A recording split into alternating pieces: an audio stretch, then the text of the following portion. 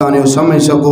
ایک بات جو تمہیدی میں بچا کے رکھی سی اینڈ تے کرنے واسطے کہ تربیت دا صحیح معنی اور مفہوم یہ ہے کہ اپنی اولاد نو بے حیائی، گناہ، غلط کاری تو بچا کے اچھے، نیک اور بہتر کام دی طرف لگا دینا، اینو تربیت کیا جاندہ ہے۔ اور تربیت دے بنیادی طور تے کچھ علماء نے دو معنی کیتے نے، دو قسمہ سمجھ لو، دو قسمہ، ایک ظاہری ایک باطنی، کہ اولاد دی تربیت دو قسمہ نال کرنی ہے، ظاہری بھی کرنی ہے، باطنی بھی کرنی ہے۔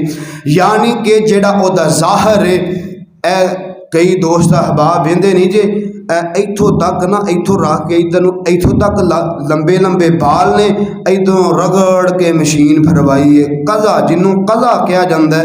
نبی علیہ السلام نے ایک کرن تو سختی نال منع فرمایا ہے کہ ایک کام نہ کریا کرو، اور یہ ہے ظاہری تربیت جڑی ہے، یہ بھی اولاد دی ضروری اور اہم ہے کہ او دا ظاہر بھی بنایا جائے کہ بیٹا تیرا لباس، اٹھنا بیٹھنا، کھانا پینا، تیری شکل و صورت ساری پیغمبر علیہ السلام والی ہونی چاہیے۔